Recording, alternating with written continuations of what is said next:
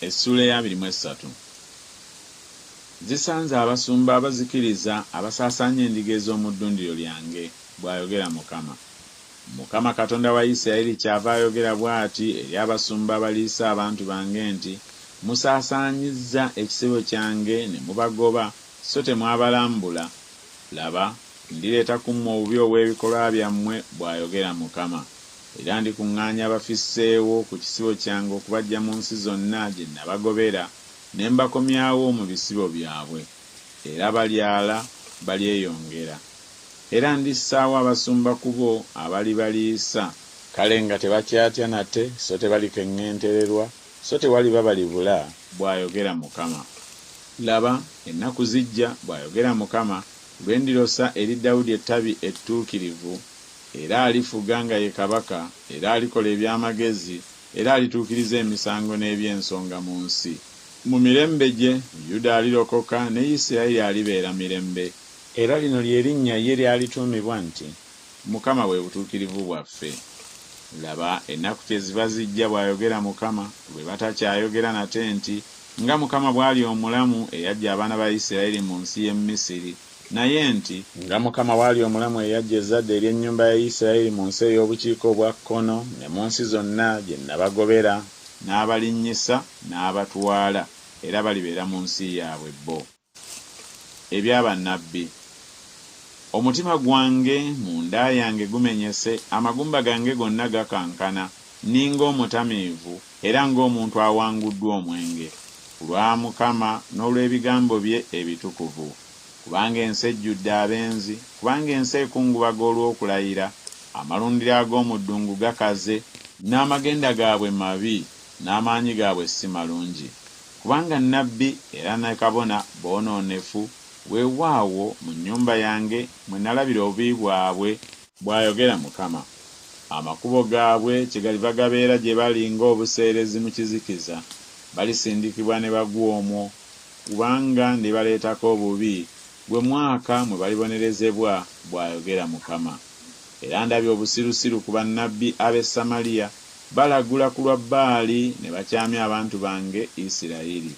Era ndabye ekigambo eky'ekivve ne ku bannabbi ab'e Yerusaalemi, benda era batambulira mu by'obulimba, ne banyweza emikono gy'abo abakola obubi, ne wataba akyuka okuleka obubi bwe, bonna bafuuse gye ndi nga Sodomu, n'abali omwo nga Ggomola. Mukama w'eggye kyava ayogera bw'ati eby'abannabbi nti, laba, ndibaliisa obusinso, era ndibanywesa amazzi ag'omususa, kubanga mu bannabbi ab'e Yerusaalemi obwonoonefu mwe buvudde okubuna ensi yonna. Bw'ati bw'ayogera Mukama w'eggye nti, temuwuliranga bigambo by'abannabbi ababalagula, babayigiriza ebitaliiko kye bigasa, boogera okwolesebwa okuvudde mu mutima gwabwe bo, so okutavudde mu kamwa ka Mukama. Bagamba olutataaba abanyooma nti Mukama ayogedde nti muliba n'emirembe, na buli muntu atambulira mu bukakanyavu bw'omutima gwe ye bamugamba nti tewaliba bubi obulibajjira. Kubanga ani eyali ayimiridde Mukama w'ateeseza ebigambo, ategeera awulire ekigambo kye? Ani eyali yeetegerezza ekigambo kyange n'akiwulira? Laba, kibuyaga wa Mukama kye kiruyi kye, afulumye, weewaawo kibuyaga w'akazimu, aligwa ku mutwe gw'ababi. Obusungu bwa Mukama tebulidda okutuusa lw'alimala okutuukiriza, okutuusa lw'alikomekkereza omutima gwe bye gumaliridde. Mu nnaku ez'oluvannyuma mulikitegeerera ddala. Saatuma bannabbi abo, naye ne badduka na mbiro, saayogera nabo, naye ne balagula. Naye singa bayimirira mu kuteesa kwange, kale bandiwulizza abantu bange ebigambo byange, era bandibakyusizza okuleka ekkubo lyabwe ebbi n'obubi obw'ebikolwa byabwe. Nze ndi Katonda ali okumpi, bw'ayogera Mukama, so siri Katonda ali ewala. Waliwo ayinza okwekweka mu bifo eby'ekyama ne simulaba, bw'ayogera Mukama. Sijjula ggulu n'ensi, bw'ayogera Mukama. Mpulidde bannabbi be boogedde, abayima mu linnya lyange okulagula eby'obulimba nga boogera nti, ndoose, ndoose.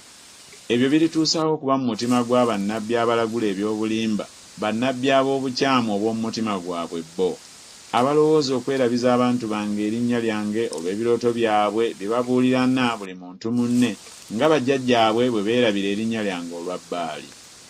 Nnabbi aloota ekirooto abuulirenga ekirooto, n'oyo alina ekigambo kyange ayogerenga ekigambo kyange n'obwesigwa. Ebisusunku ki okwenkana n'eŋŋano, bw'ayogera Mukama. Ekigambo kyange tekifaanana muliro, bw'ayogera Mukama, era tekifaanana nnyonda eyasaayasa olwazi. Kale laba ndi mulabe wa bannabbi, bw'ayogera Mukama, abadde ebigambo byange buli muntu ku munne.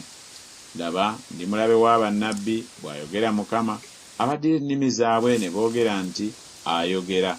Laba ndi mulabe waabo abalagula ebirooto eby'obulimba bwabwe n'olw'okwenyumiriza kwabwe okutaliimu.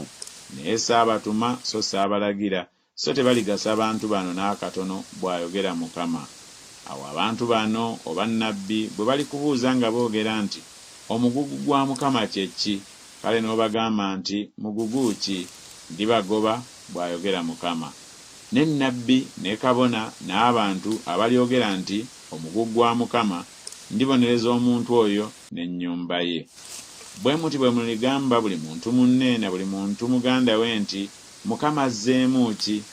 Era nti Mukama ayogedde ki? N'omugugu gwa Mukama temukyagwatula nate, kubanga buli muntu ekigambo kye ye kye kiriba omugugu gwe.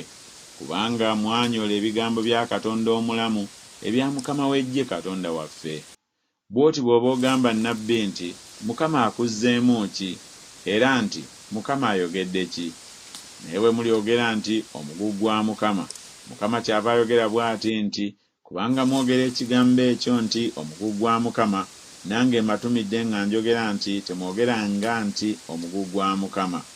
Kale laba ndibeerabirira ddala, era ndibasuula n'ekibuga kye naba wammwe ne bajjajjammwe okuviira ddala wendi, era ndibaleetako ekivume ekitaliggwaawo n'ensonyi ezitalivaawo ezitalyerabirwa.